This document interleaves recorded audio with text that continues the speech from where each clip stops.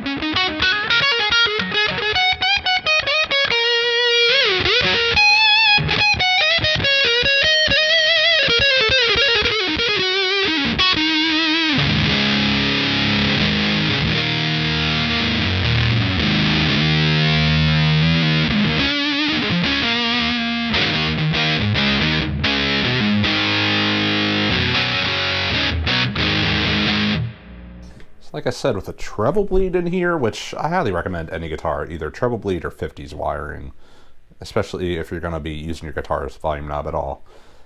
It makes a world of difference, I think, because these aren't really known for cleaning up well, and it doesn't really clean up like a fuzz face does, but it definitely gets you a little more clarity if you want to do like typical chord stuff. But when you're full open, to me it does best for like single note, like big fat single note stuff. So that was all in humbucker mode. Let's switch to single coil land, see what that does.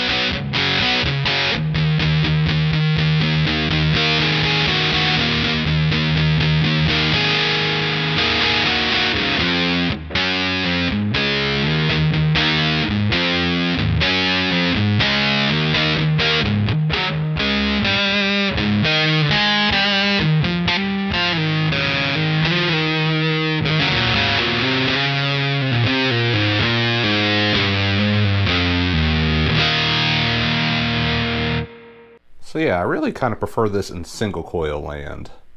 It has a lot more clarity to it and more bite, so I can definitely see how David Gilmour liked to use it with a Strat. So that was all into a clean amp. Okay, so now I'm going to switch over to the gain channel on the amp, see how it kind of acts as a lead boost. I know this isn't how a lot of people use it, but I like it.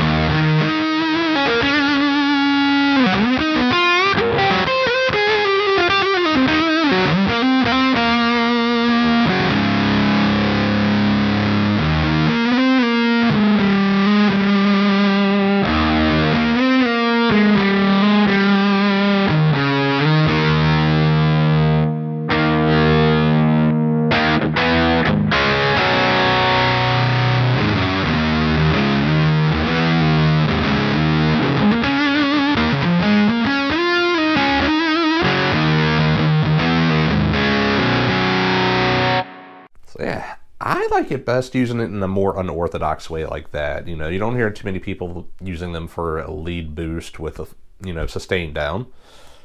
That's my favorite sound, really. And with the treble bleed or 50s wiring, it it didn't clean up, but it became more discernible for playing chords. And then when you want the big fat single note stuff, you turn the volume up, there you go. But I definitely liked using it as a lead boost as opposed to the typical running into a clean amp type thing, because you get the fuzzy edge of having a fuzz pedal. It sounds like you're using a fuzz pedal, but you still have the overall tone of your amp, and it sits in a mix better, I think. This is a pretty mid-scoop sound. So anyways, let me know what you think. And if you want to grab one for yourself, I'll have affiliate links below to help support this channel and get a big muff in your life. Anyways, see you next time.